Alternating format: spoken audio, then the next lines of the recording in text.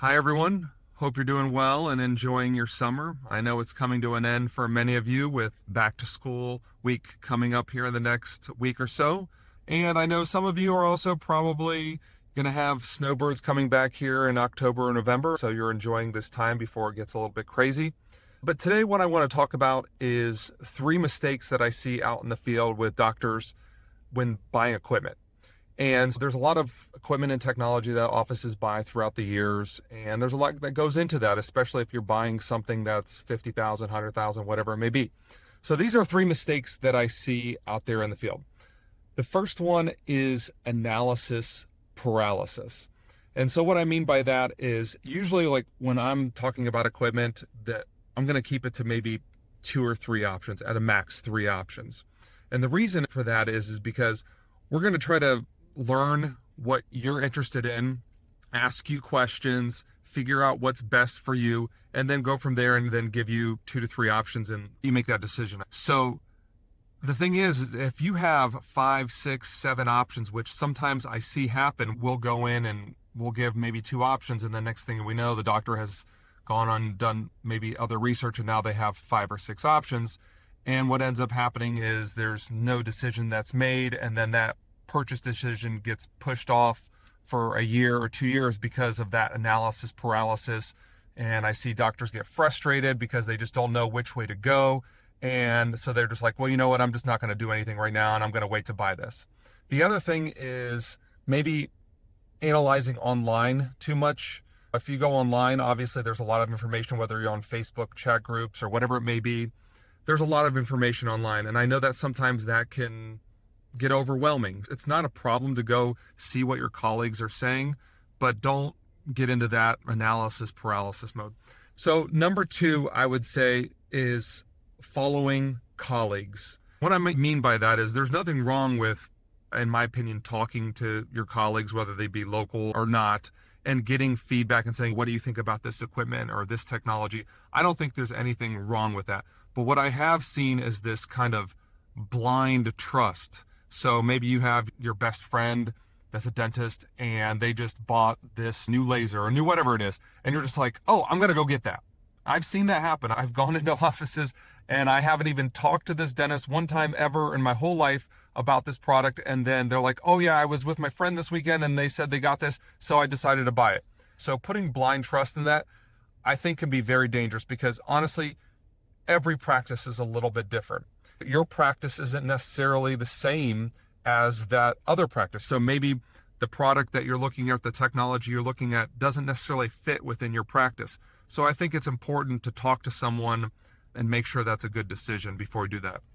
I think the other thing is getting back to the Facebook and any of these online forums. I think sometimes I've seen docs also go online in these forums and then read something and then decide to make a purchase based on that. I don't think there's anything wrong with getting feedback, but I do believe that you should talk to local reps, whether it's the manufacturer rep, whether it's a territory or equipment rep here at Patterson.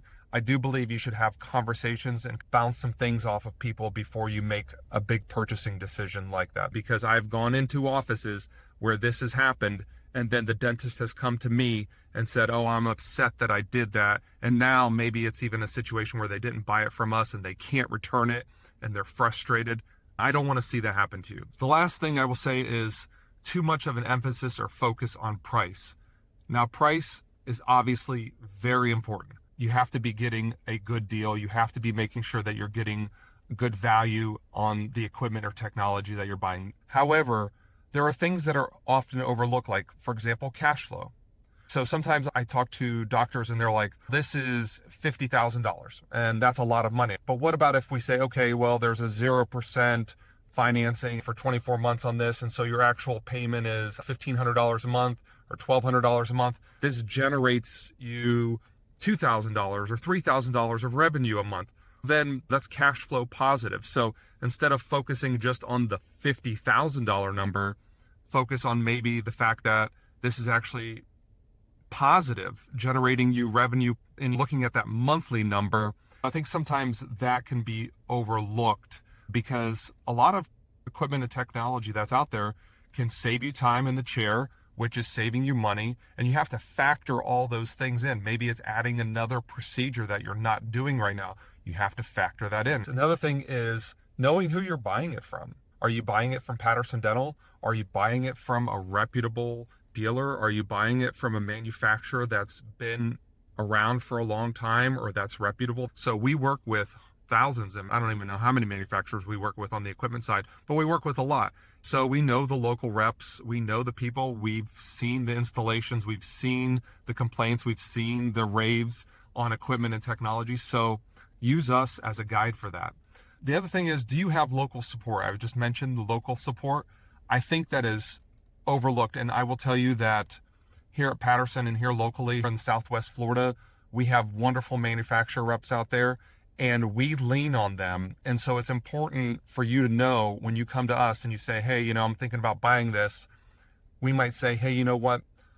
It's not a bad product. It's a fairly decent product, but think about the local support. Maybe this is a product that just doesn't have the local support, or maybe they only have one rep for the whole Southeast. And so you're not going to get that support that you need, because at the end of the day, we're going to be the ones you contact first for anything, but then we're going to need to lean on the manufacturer to help us if there is a problem. And we need to have good, strong local support. Other things I think that do get overlooked is things like warranty, not just the warranty from the manufacturer, but maybe the warranty from the dealer like Patterson Dental. Another thing that's overlooked is how easy is it to service? Is it something that you have to send to the manufacturer in order for it to be serviced, and then you're not going to have it for 2 or 3 weeks?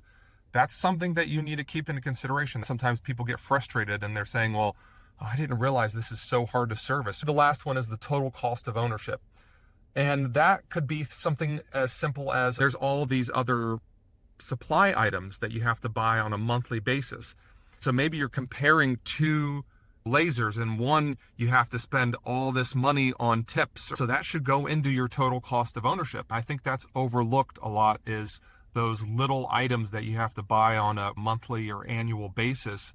And those should factor into your comparison and your total cost of ownership when you're deciding whether to buy equipment. Analysis paralysis, following colleagues blindly, and focusing on price. Those are the 3 mistakes that I see out in the field when offices are buying equipment. Please call me, lean on Patterson, lean on your local reps. We are here to help you. We're not just trying to shove something down your throat and tell you should buy this or should buy that. We're here to guide you. We're here to educate you. We're here to bring value to your practice and help make a better patient experience and better staff experience, better doctor experience. So please engage with us and ask us questions. I hope that you're all doing well and enjoying your summer, and I hope to see you all soon. Thank you.